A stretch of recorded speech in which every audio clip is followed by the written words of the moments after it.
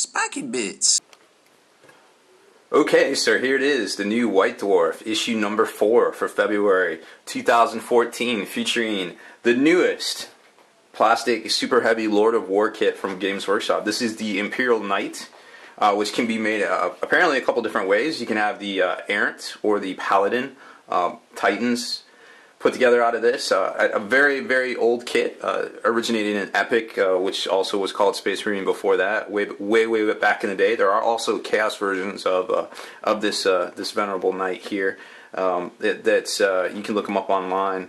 So it's really an exciting time. You know, the rumors are true, and you know, there's going to be all sorts of crazy stuff going on. This issue is actually pretty good. I'm sure a lot of people are going to be rushing to stores this weekend to pick it up. Definitely, if you can get your hands on this, it is a great issue. I definitely recommend it. All of them have been really good so far, and I really like this new format, this new idea. Not so much about the big $12 one, the once a monther, but the weekly ones are definitely cool, and I think they're definitely going to fit in this new age of Games Workshop and you know, the internet basically. So let's take a look at it. Here's the opening salvo, of course, where it basically shows the whole contents for the book.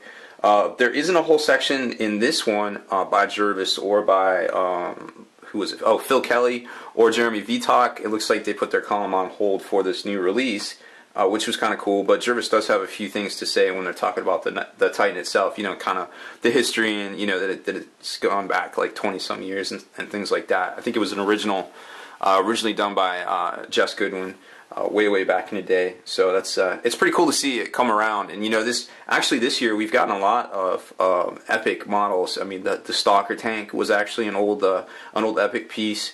Some of the some of the Imperial Guard stuff. Oh, the old the Deathstrike Manticore, of course, was one. So there's been all sorts of stuff that they've really been drawing from. Oh, the Lord of Skulls, of course. Oh, that crazy thing. Oh, anyway, so this, like I said, it's a good issue. 32 pages again, $4 U.S. Retail price.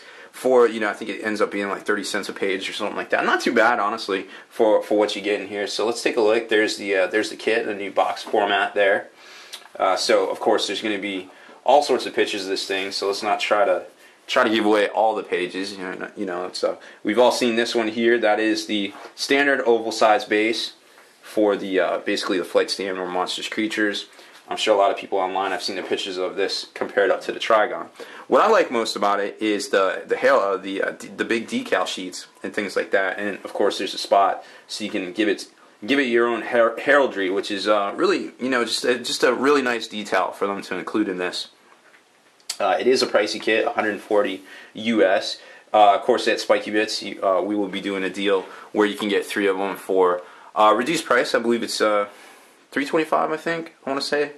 I forget exactly, but that will be on sale, of course, starting on Saturday, February 22nd. This is the decal sheet that's going to be available separately, which I'm not really sure how I feel about it. I mean, it's got way cooler stuff on it, and obviously they wanted to cram a lot of detail in there, but I kind of like this one more here, just because it's got like the basic stuff that you would need, and this has a lot of like kill markings and alternate versions. Obviously, if you're doing a big army of these, you're going to need something like this, but you know, just in the interim, I don't think you need it. But if you're going to go super crazy and get a whole bunch of these guys, definitely want to think about that one. A couple of new releases in here, of course, the Warhammer Visions issue 2, which is again a monthly magazine for roughly $12 US. A couple of other things.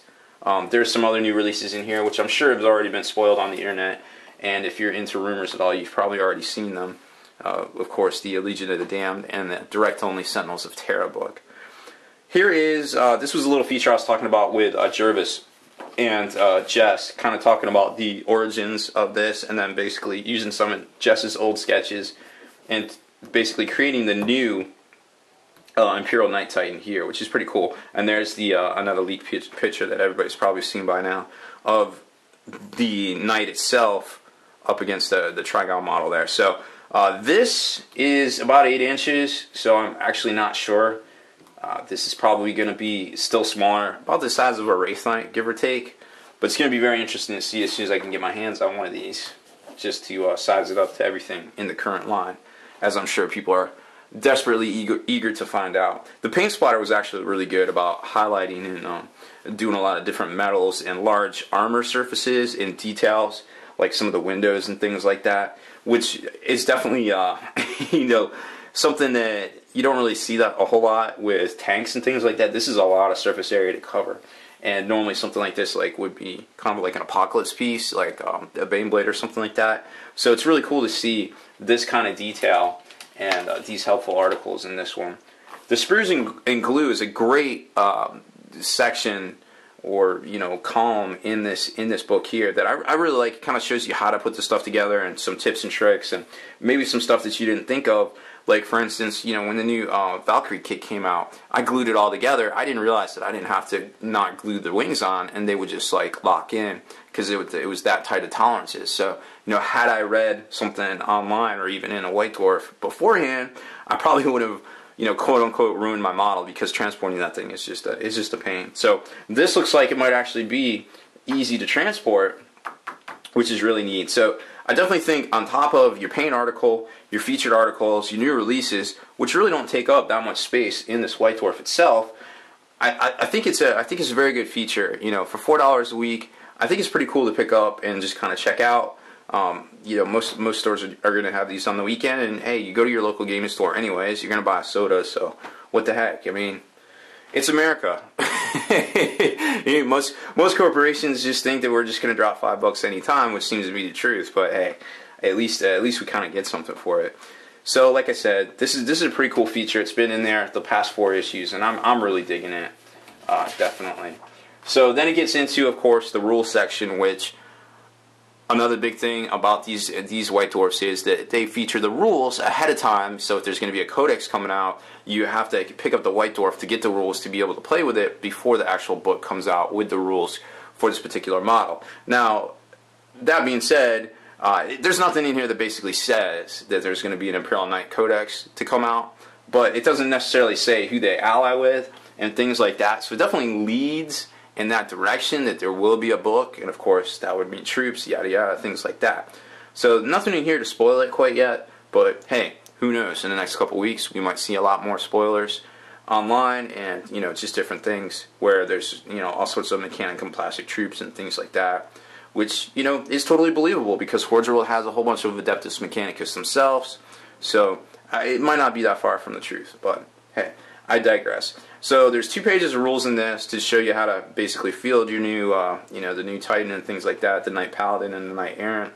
The Knight Paladin is more of a long range shooter. The Knight Errant is more of a close in, just basically one different weapon between the two. So that's pretty much all it is. The actual articles in here are pretty good from a tactics standpoint.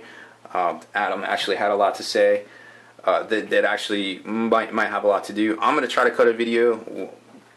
Tactics video, just based on what we know so far, based on these 2 rules and how you can ally them, or the fact that you can ally at least 3 of them, which seems pretty interesting, because once you take a look at the stats, there's actually a lot behind the stats, and a lot of these special rules that, of course, it says can be found in both Apocalypse and Escalation, but there's a lot of stuff behind the rules themselves that people might not be familiar with, just because they didn't pick up those books and they're not familiar with that style of play. One of the things I am super familiar with, because I really enjoy the bigger stuff. So that's pretty much it for this one. It kind of gets into some more rules and things like that, and then just some previews and that, just the standard stuff, and then of course a preview for next week's Warhammer Visions article as well. So there's a little kind of sneak preview of some of these painted guys. I guess basically to get into the actual Titan itself, here's the cockpit up here, and they kind of get into it, climb up, and emergency egress, things like that. So very cool looking kit. I can't wait to get my hands on one. This is another good one for scale. You can kind of tell it from the Terminators there. Obviously, I guess they're going to be allied with Space Marines for sure, even though it doesn't say it in that book. But definitely get out to your from the local game store this weekend, and make sure you pick up this White Dwarf and drop a pre-order in on it, or check out your favorite online retailer. Spiky Bits, of course, will be taking pre-orders starting February 22nd as well. So that's it for this one, guys. Make sure you stay in the trenches. Subscribe to this YouTube channel. Check out the blog, spikybitsblog.com, and hit us up on Facebook as well. Spiky Bits.